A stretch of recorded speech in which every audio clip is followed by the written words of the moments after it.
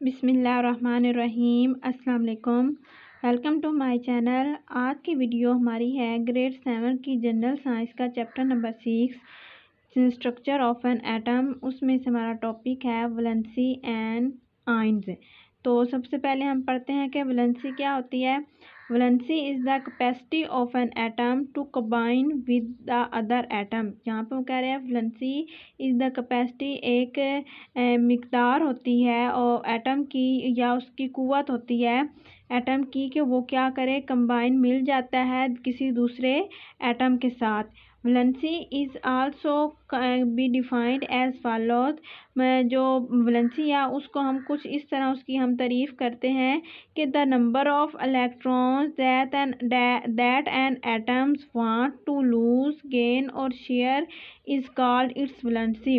यहाँ पे वो कह रहे हैं कि जो नंबर होते हैं इलेक्ट्रॉन की जो मिकदार होती है एक एटम के अंदर, वो क्या करती है, वो या तो वो देती है या लेती है या फिर वो क्या करती है शेयर, मतलब एक दूसरे के साथ बांटती है इलेक्ट्रॉन को, इलेक्ट्रॉन की तादाद को, जिसको हम क्या कहते हैं, वैलेंसी कहते हैं।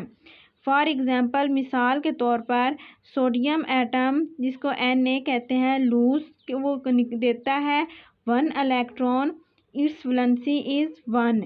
और यहाँ पे कह रहे हैं फ्लोरीन एटम F जोन सा, जिसको हम फ्लोरीन को हम F से शो करते हैं, gains 1 electron, it's valency is 1। यहाँ पे वो कह रहे हैं जो फ्लोरीन एटम है वो लेता है 1 इलेक्ट्रॉन, तो उसके लिए उसकी क्या वैलेंसी होगी, 1 होगी, 1 होगी। हाइड्रोजन जोन सा वो शेयर करता है 1 इलेक्ट्रॉन, तो इसलिए उसकी वैलेंसी 1 होगी। कॉपर, मैग्नीशियम, ऑक्सीजन ETC है वैलेंसी नंबर 2, उनकी वैलेंसी क्या होगी, 2। The valency of aluminium and nitrogen is 3।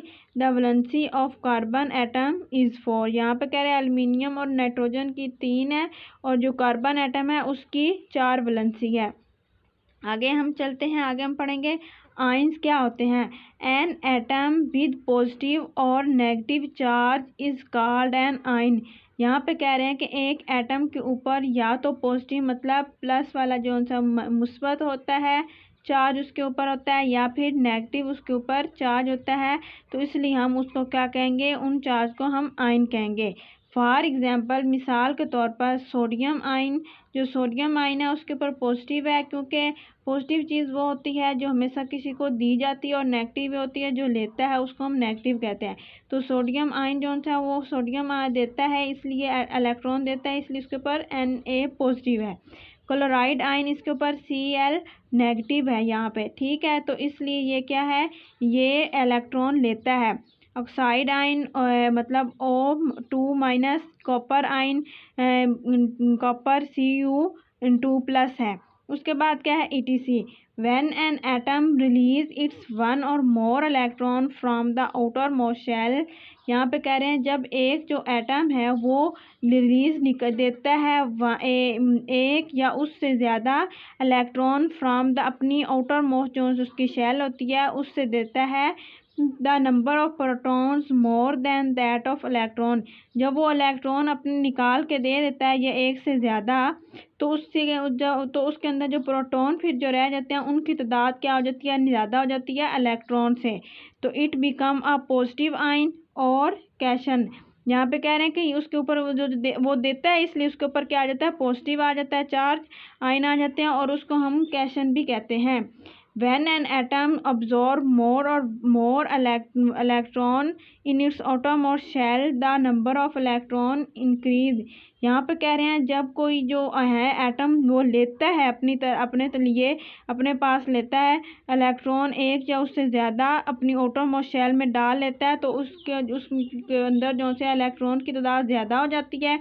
It become a negative ion और एनियन। यहाँ पे कह रहे हैं कि इसलिए उसके ऊपर क्या आ जाता है, नेगेटिव मतलब मनफी जोन से आयन आ जाते हैं, और उसको हम एनियन भी कहते हैं।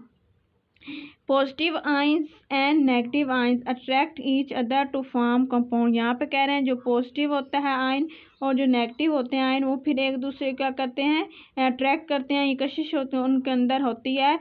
फिर वो क्या होता है, और उसके होने के बाद एक दूसरे के अंदर कशिश होने के बाद वो क्या बन जाते हैं, कंपाउंड बन जाते हैं।